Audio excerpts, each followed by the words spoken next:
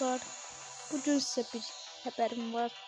Gör bu maçı ne geçer oynadım. Yani tam bir hem davetçilik ya elədim hem de bir yani etikat seviyesi kimi oynadım. Şimdi hem bunu izleyip hem de oynadım. Ben sesimi alacağım, size rahat isteyin. Ya da almayayım ya.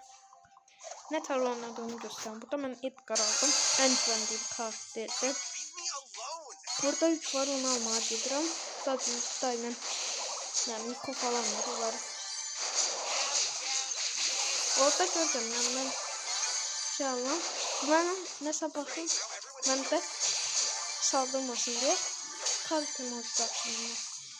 Yani bana değmesin diye. Bakın.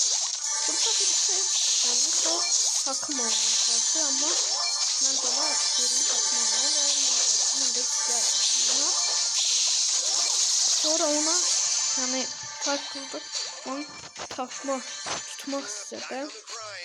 Mortis altın Mortis yani ona saldırmaya çalıştı. Hem de bir saf altın kutumuz var ama doktor Edgar çok yakın. Daha da yenilmeyecekti. Ben de onu dislike atar. Day dedim kaçışım yok. Bak orada ben döneceğim ki takım onunla hem de seni bel utarım. Sonra yeni dislike attım kaçın. Görerdi ya. Yani bir konuya takım olmazsa. Takım olmaz dostum. Az oynuyor. Bu arada takım olanlara yani bir de çok əsəbləşirsə yorumlardan bu da bayramlar bulmaya çalışsın diye arasada buldurdu ama yok kalkan baktım şuradaki telefondan bak Edgar yüklenmiş sonra bir saat açacağım bu bir Edgar bastım felaket bastım ve Edgar'a kısalttım şimdi bu hipersarın bastı sonra 4 savaşçı kaldı bu sona atladı, o ona atladı.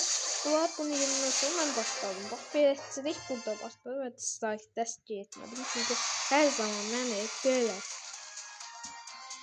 şeyləyəndə, məni kəsəndə, öldürəndə belə dislike atırdılar.